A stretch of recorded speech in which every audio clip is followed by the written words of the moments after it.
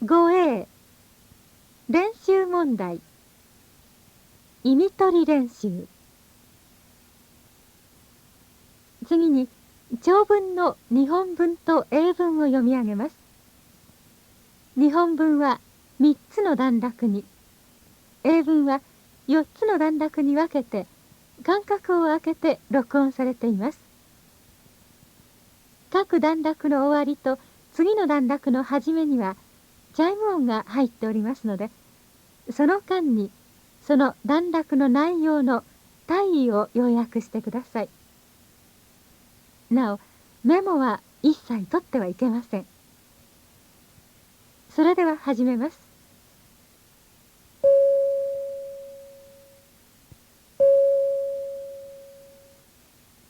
練習1、意味取り練習、日本文。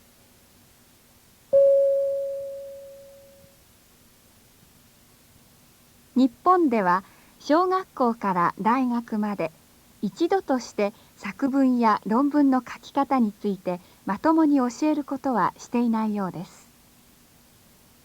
小学校や中学校での作文教育といえば、遠足やお正月、両親、将来の希望などについて要領よく、そして簡潔にまとめるよう注文があるだけで、どういうふうに書くのかについての具体的な指示や助言はないのが普通です。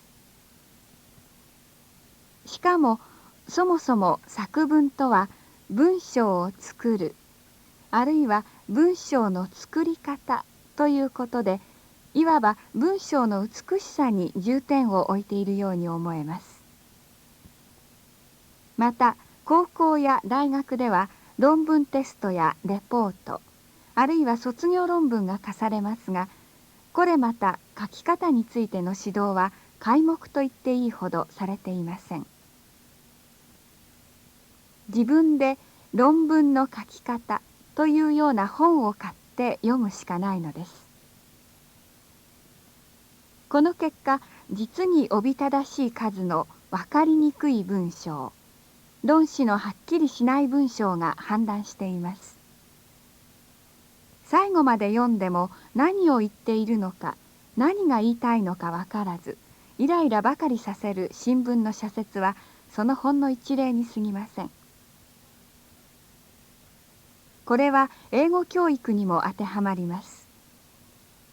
高校や大学の英作とはセンテンスの書き方が主体であり、いわゆるコンポジションといっても小学校時代の作文の書き方をそっくり真似たものに過ぎない場合が多いのです。こうしてまとまりのない、ただいくつかのセンテンスをつなぎ合わせただけの文章がまた山をなしているのです。文章を書くのは、それが論文であれ文学作品であれ、他人に意思を伝える、あるいはそれによって他人に何らかの影響を与えるためと言えます。意思の伝達のためには、言いたいこと、自分の主張、感想、あるいは思想などを明確に、また正確に表現しなければなりません。自分のイメージの赴くまま、あるいはペンの動くままにセンテンスを書き連ねたのでは、意思の伝達がスムーズにいきませんし、文章の効果が発揮できないのです。ジャーナリズムでは特にそうなのです。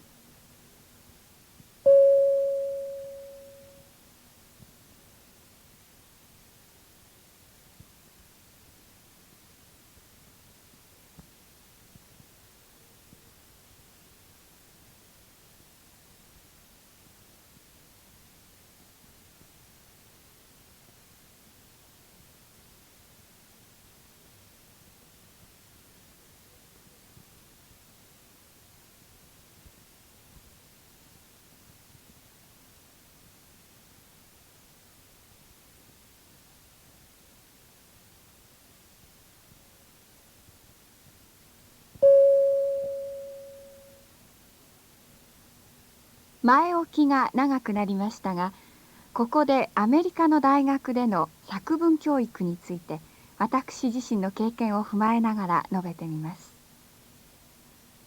アメリカでは高校時代に、あるいは大学に入学してからほとんど例外なく文章の書き方についての講義を受けます。大学では学期末レポートや論文が課されるからです。こうした小論文の書き方はいくつかの基本があって、私なども留学するとすぐオリエンテーションでこれをやらされました。まず第一の基本は、何らかの目的、あるいは方向を持って書くことです。主題を持って書くと言い換えてもよいでしょう。何を書くのか、何のために書くのか、そして書く目的を達成するにはどういうふうに書いたらいいのかということが最初に問題となるのです。目的やテーマをはっきり、できる限り的を絞って設定しないと、その文章はまとまりがなく、したがって効果的でなくなってしまいます。こうして目的や主題を決めると、今度はそこに何を盛り込むのか、どう構成するかを考える必要があります。すなわちこれから書こうとする文章の構成を練るわけです。そして内容を大きくいくつかにまとめてみます。章や節などの設定がこれです。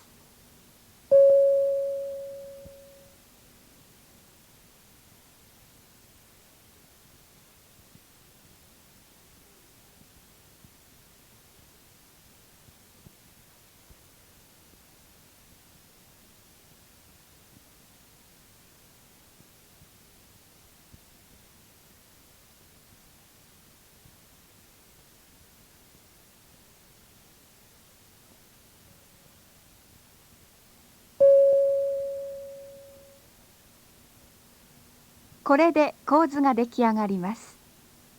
本を読み、資料を作り、テーマを決めて文章の構成を立てる。そこまでが文章を書くまでの準備過程で、これで8合目まで登ったも同然です。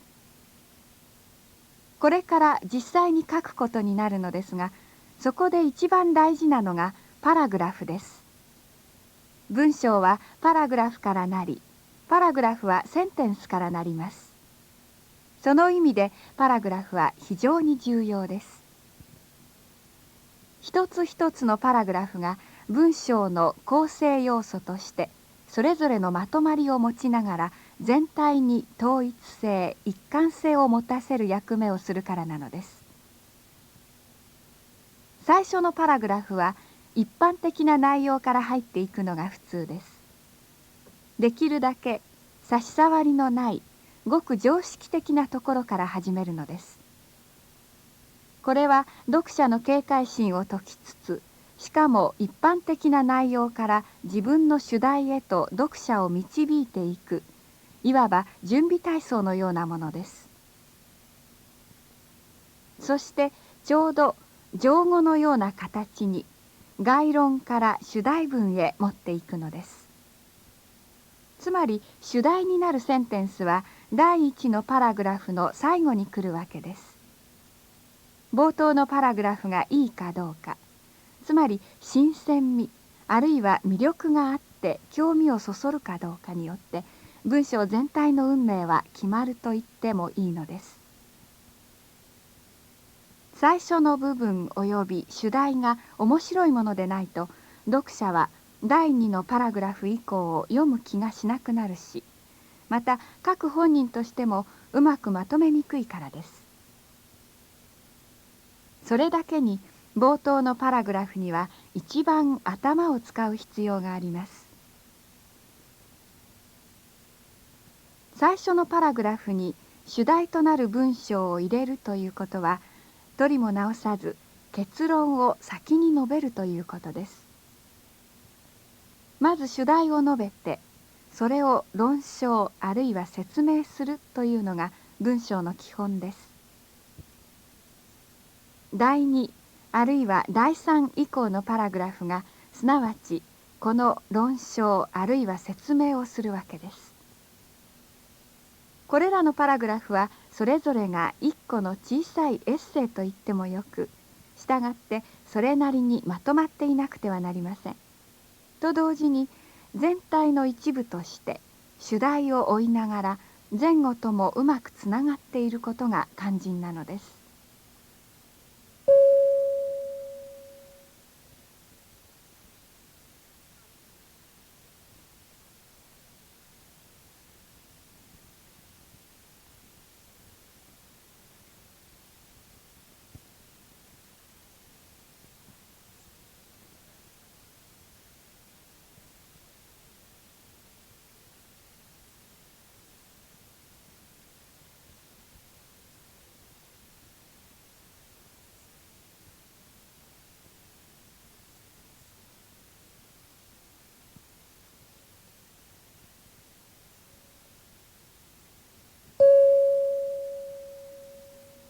練習2、意味取り練習、英文。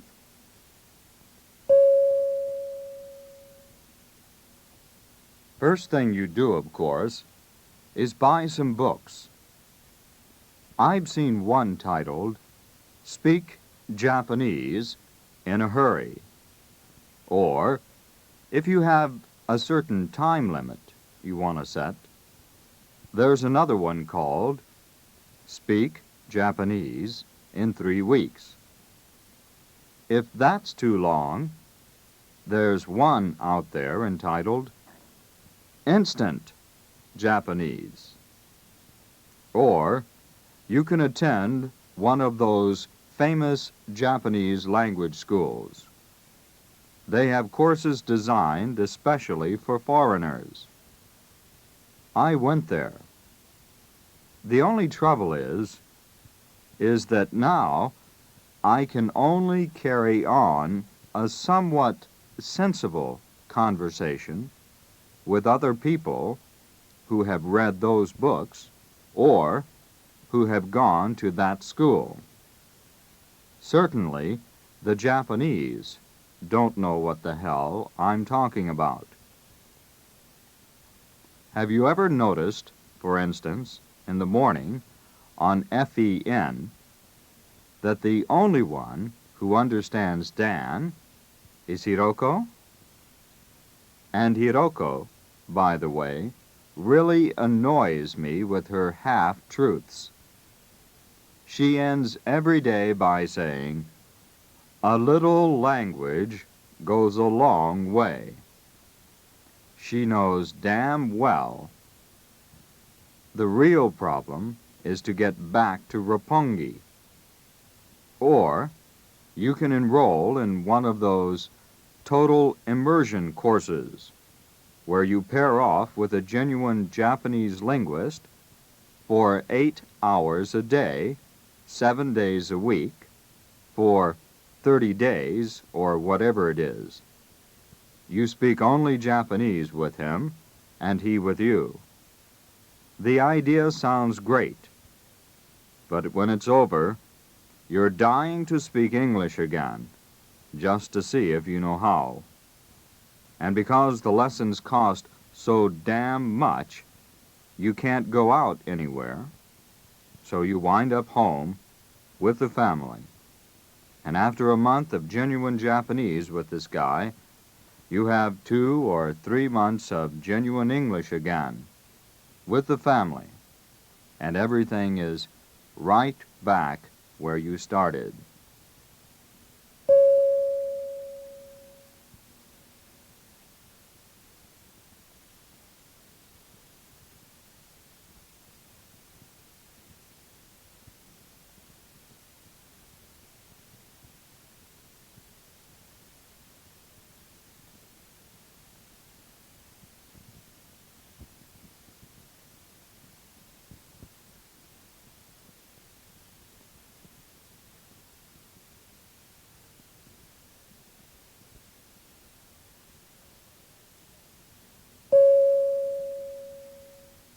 The other workable solution to the language problem, of course, is to live and shop right where all the other foreigners live and shop. Spend all your spare time at the American Club. This will prevent you from ever being exposed to anyone who will insist on speaking Japanese. Or it used to be.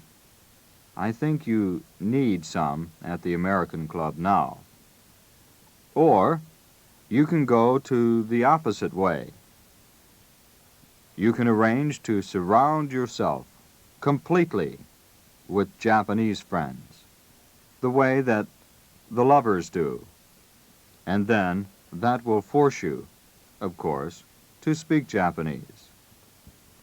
Well, I have discovered, really, that the only Japanese who will put up with a constant association with foreigners are ones who want to learn English. So even if you manage to ask them a question in perfect Japanese from your book, they will answer you in English. Or worse than that, they'll answer you in Japanese. Then what the hell do you do? One more way, of course. You can hire a Japanese-speaking maid. I never go anywhere without her or a driver. And then, with the maid or driver, he or she can talk to the people as you're running around out there in their very own Japanese. But you've only postponed the problem one level now, because you don't know what the hell the maid is talking about. But you know, don't. Whatever you do with the language, don't go off with the mistaken idea that once you learn all the Nihongo words that you're all set. Because you also have to learn the way the natives use them. You have to put them together right. And what's more important, I find, is you have to learn the ones that the natives never use. For instance, it's not going to do you any good to learn the Japanese words for no, because any self-respecting Japanese never uses it. That gives me fits in the office. Well, I finally begged them to please just tell me no when the answer is no, and let me know that now I can give up all hope. But you know, no doesn't work with the Japanese, because I taught them the English word for no, and notice sometimes when a Japanese knows the English word for no, it comes out a nasty word like no. So, we don't use no anymore in the office. We switch to, oh, please don't understand me. The Japanese understand there is such a thing as a word for no in both languages. But they're not going to use it. You are.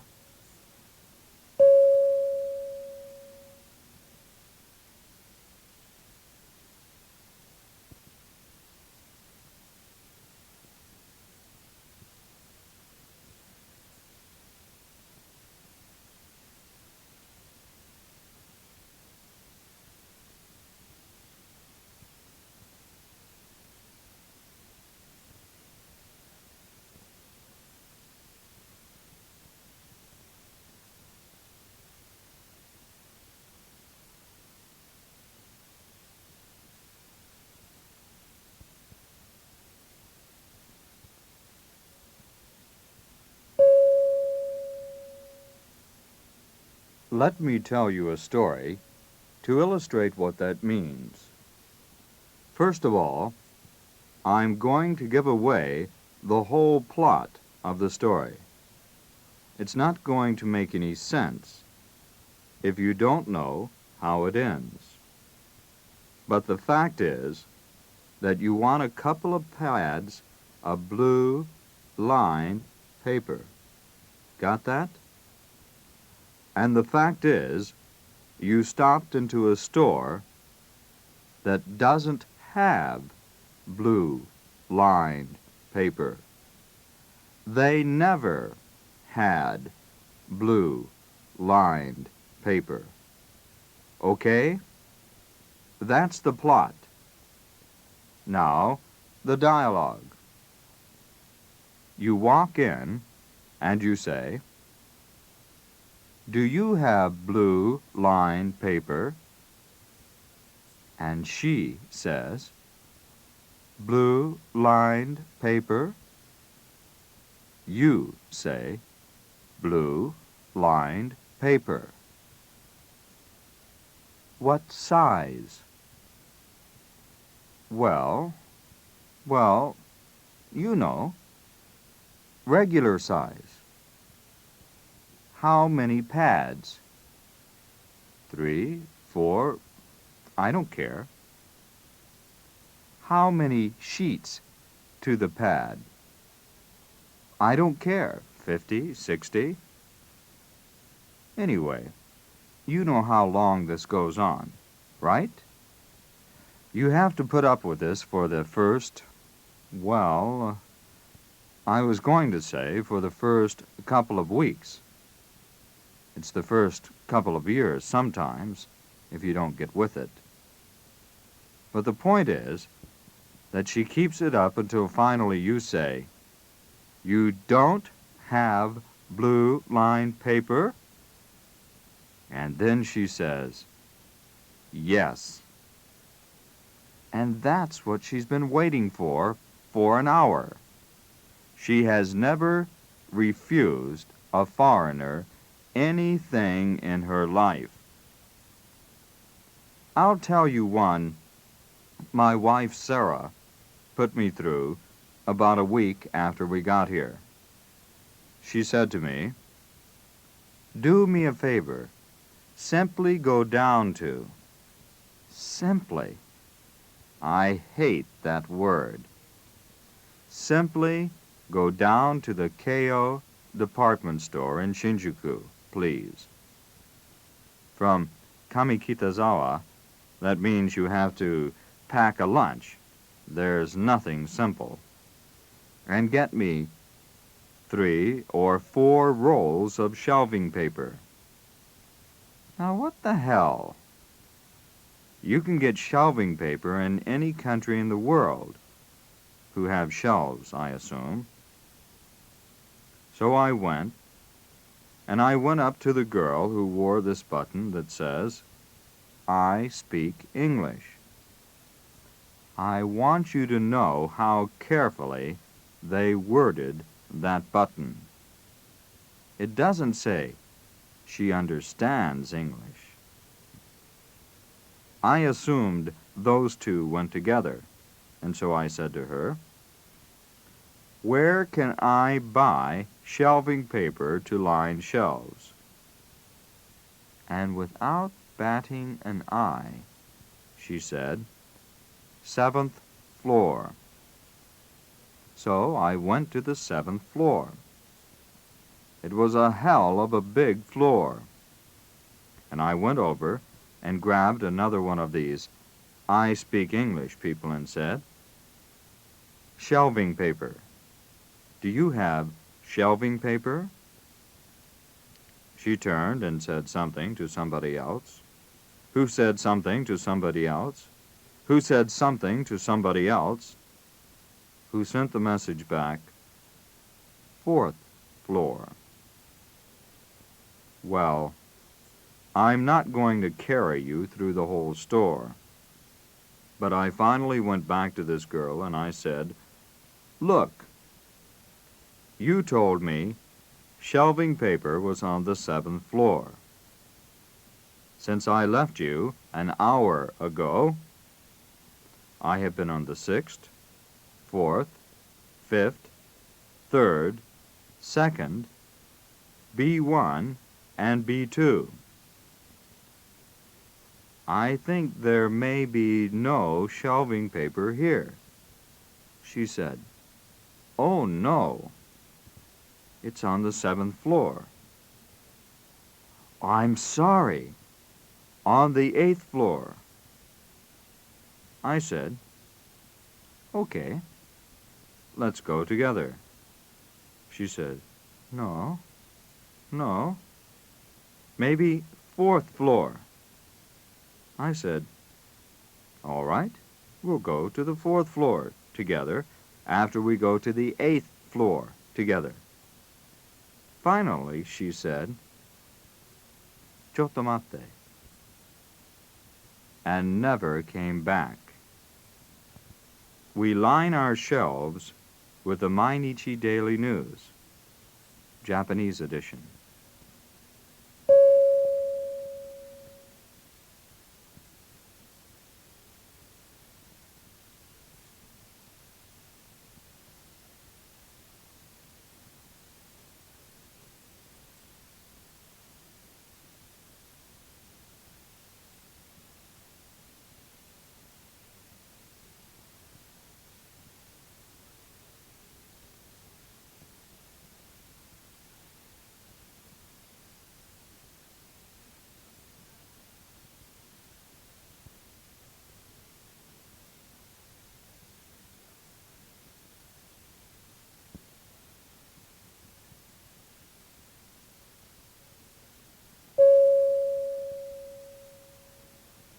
But, you know, another way you can increase your level of understanding of both the Japanese language and the Japanese people is you've got to get out there.